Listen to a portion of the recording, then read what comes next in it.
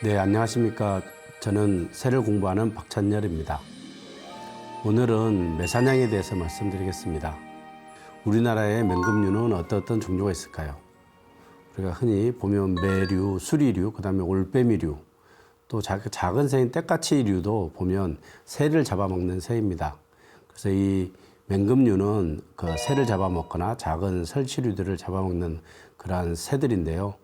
이 맹금류들은 숲이나 하천이나 바다에 서식하고 있다라면 그 생태계에 먹이망을 잘 안정적으로 해서 생태계가 건전하고 건강하다라는 것을 알 수 있는 그런 지표이기도 합니다.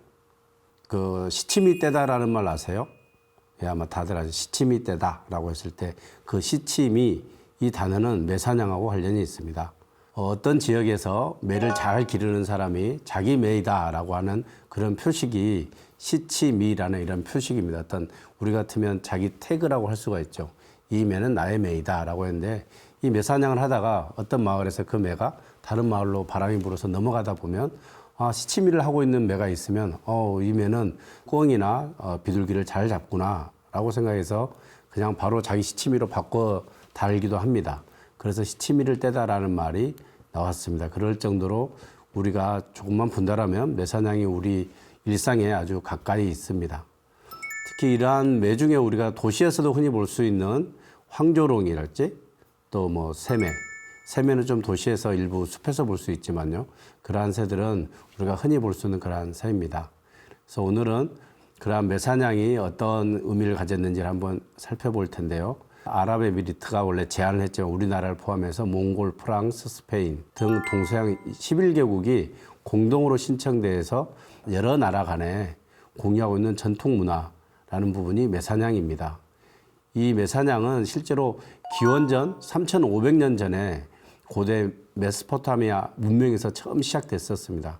그렇지만 우리나라에서도 계속 남아있고 지금 우리 한국에서도 일부 지역에서는 어떤 캠페인, 교육용으로 활용되고 있는 사실이 있습니다. 조선시대에 보면은 조선왕조실록에 매사냥 이렇게 해서 우리가 검색을 해보면 상당히 보면 그 전에 있었던 것을 알 수가 있고요. 우리 주변에도 보면 응봉이라는 단어, 산자로 매응자를 씁니다. 응봉이라는 지역도 있고 실제로 매사냥을 했다라는 지역이고요. 창덕궁에 있는 지역에도 보면은 매사냥을 했다라는 그 지점이 있습니다. 특히 고려시대에는 응방이라고 해서 이런 부분을 매를 잘 키워내는 그런 것도 있었습니다. 예, 우리에게 흔한 이 시치미뿐만 아니라 낙상매라는 이야기도 있는데요. 이 낙상매는 말 그대로 떨어져서 다친 매를 말합니다.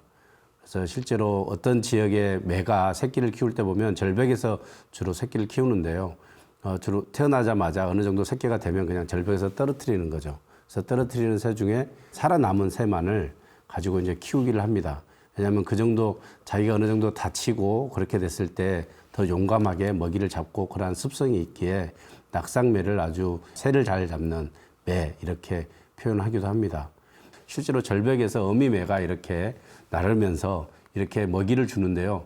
다른 새들은 작은 박새나 이런 새들은 직접 어미가 와서 먹이를 입에다 이렇게 집어넣어 줍니다. 그렇지만 매는 그렇지 않습니다. 매는 위에서 떨어뜨려 줍니다. 그러면 이렇게 경쟁을 하게 됩니다. 그렇게 해서 먹다 보면 서로 다치기도 하고 혹독하게 훈련을 시켜서 다른 새를 잡아먹을 수 있는 능력을 이제 키우는 그런 습성이 진화적으로 되어 있는 그런 새입니다. 그래서 우리나라에 그러면 이렇게 매사냥이 어떻게 계속 전수가 될 수 있었고 또 우리나라의 한반도에 어디서 그렇게 맹금류를 우리가 볼 수 있느냐 그렇게 볼 수 있는데요. 실제로 보면 아파트에 보면 황조롱이가 보면 아파트에서 베란다에 에어컨 있는 곳에 약간 둥지를 틀고 도시에 있는 쥐랄지 아니면 어린 새를 잡아서 먹는 그런 모습도 볼 수가 있습니다. 그래서 우리나라에서 보면 맹금류도 상당히 적은 편은 아니고 그러한 중에 이제 도시에는 황조롱이가 있다라면 산 쪽에는 새매, 참매 이렇게 있습니다. 참매는 겨울철에 이렇게 날아오기도 하고 주로 매사냥에 활용됐던 새는 참매와 이제 매 이렇게 됩니다. 우리나라에서 매사냥이 이렇게 많이 성행하게 된 것은 실제로 우리나라의 지형과 관련이 높습니다. 한반도라는 지역에서 보면은 백두대간이 있고 이 백두대간이라는 지역에서 보면은 실제로 고개가 많이 있습니다. 이 고개가 있고 어떤 마을이 있는데요. 그 마을 뒤에는 산줄기가 에워싸져 있고 그 가운데는 농경지가 있을 수 있습니다. 그런 농경지가 이제 해가 뜨고 나서 한 정오쯤 되면 데워지는 거죠. 그러면은 상승 기류가 이렇게 발달하면 그때 이제 맹금류들은 상승 기류를 가지고 에너지를 적게 들여서 이렇게 이동을 합니다. 이걸 이제 소어링이라고 하는데요. 영어로 소어링 범상. 그냥 날개를 가지고 상승 기류를 이용해서 이렇게 뺑뺑 돌다 보면 하늘 위로 올라가는 그런 부분이 있습니다. 이 부분을 잘 활용을 해서 위에서 먹이를 보고 바로 먹이를 감지하자마자 바로 가서 먹이를 채하는 그런 습성을 가질 수 있는 곳이 우리나라에 보면은 백두대간 사이사이에 마을마다 있는 곳입니다. 그래서 그 마을에서 실제로는 매들이 꿩이나 아니면 맷비둘기 이러한 새들을 잡아먹을 수 있는 구조가 됩니다. 실제로 저희가 현장에서 보면은 뭐 경남 산천구이랄지 전북 남원에서 보면 큰 말똥가리에 범상하는 모습을 볼 수가 있었고, 황조롱이는 이제 호버링이라고 해서 헬리콥터처럼 한 지역에서 이렇게 계속 정지 비행하는 그런 모습을 볼 수가 있습니다. 어떻게 보면 맹금류들이 기류를 잘 이용해서 먹이를 잘 찾을 수 있는 부분도 있고요. 또 어떤 지역에서는 한 곳에 머무르면서 먹이가 어디 있는지를 잘 관망할 수 있는 그런 곳이 있을 수도 있습니다. 그러한 부분을 이제 우리가 이제 관망하는 커버라고 해서 관망점이라고 볼 수 있는데요. 어떤 큰 나무가 있거나 아니면 바위가 있거나 이런 데에서 가만히 관망을 하면서 먹이가 어떻게 움직이는지를 보고 나서 바로 가서 이렇게 먹이를 취하는 그런 모습을 볼 수가 있습니다. 그래서 우리나라에서 보면 백두대간이라는 큰 지역과 마을, 골마다 있는 지역 특성으로 인해서 상당히 맹금류에게는 먹이를 잘 이용할 수 있는 곳이었다라고 볼 수 있겠습니다. 그 바람을 이용하는 또 글라이더들이 있습니다. 패러글라이더들이 이용하는 비행수라고 비교를 해보면 상당히 비슷합니다. 그래서 우리나라에서 보면 글라이딩을 많이 하는 곳이 있습니다. 전북 지역이랄지 경기도 양평 지역 이런 데 보면은 맹금류들이 상승 기류를 이용하는 부분을 잘 활용을 해서 패러글라이더들도 많이 이용하는 부분을 알 수가 있겠습니다. 이러한 기술에 있어서 매들이 상승 기류를 이용하는 데 있어서 가장 핵심 부분은 상승 기류가 발생하는 곳을 이제 잘 찾는 부분입니다. 그래서 이 상승 기류가 잘 찾을 수 있는 부분이 농경지나 이런 부분이 평지가 데워져야 됩니다. 한꺼번에 데워지고 나서 그 부분이 다 데워지고 나면은 위로 올라가면은 이제 기온이 낮아지고요. 그래서 아래쪽은 뜨거운 기류가 있고 위에는 찬 기류가 있어서 기류 흐름이 있으면 이를 이용해서 바로 또 다른 쪽으로 이동하고 이런 부분을 통해서 백두대간에서 점점 이동을 해서 오게 되는 경우가 있습니다. 이 부분이 실제로는 매사냥을 하거나 맹금류가 우리나라에서 잘 번식을 하게 됐고 있는 그런 배경이 되겠습니다. 매가 어떤 먹이를 사냥하기 위해서는 먼저 잠복을 하고요. 감지가 되면 추격을 합니다. 그렇지만 건강한 개체는 빨리빨리 도망을 갈 수가 있습니다.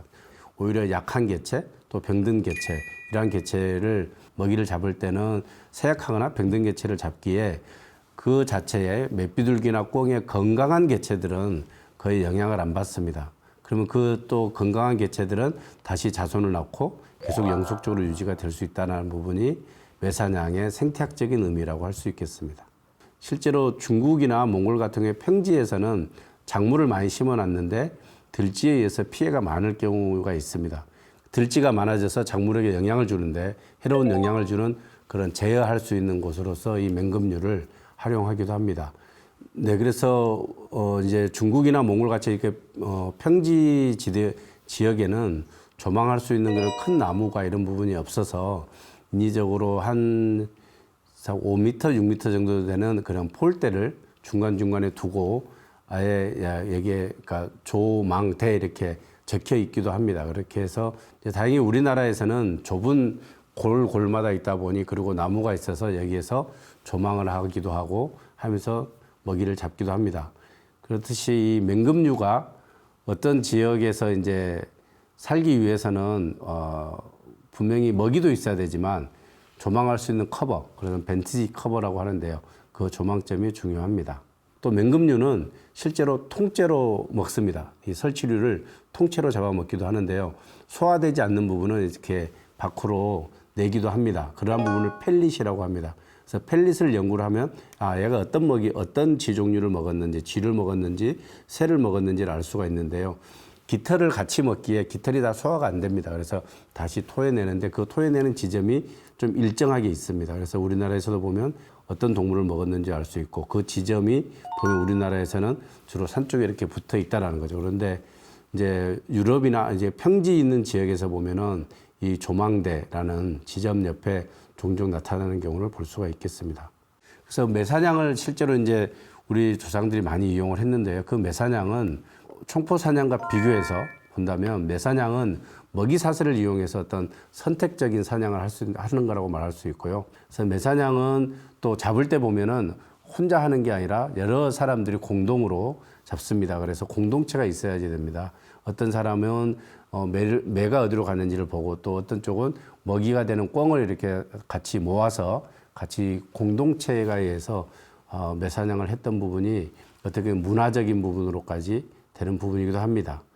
이번 시간에 이제 보면 맹금류의 중요성 그리고 매사냥이 생태적으로 어떤 의미가 있는지 이런 부분을 조금 알아봤는데요.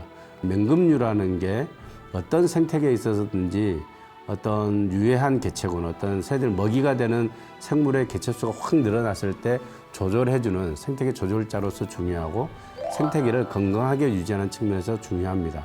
이러한 부분을 우리 민족은 우리나라 지형에 맞게끔 매사냥이라는 문화를 가지고 오랫동안 유지해 왔고 그러한 부분이 아직 남아 있다라는 부분이 핵심이고요. 그래서 매사냥은 이제 지속 가능한 자연 자원을 이용하는 데 있어서 전통 지식적인 그런 속성을 갖춘 기술과 문화의 지혜의 어떤 산물이라고 말할 수 있겠습니다. 감사합니다.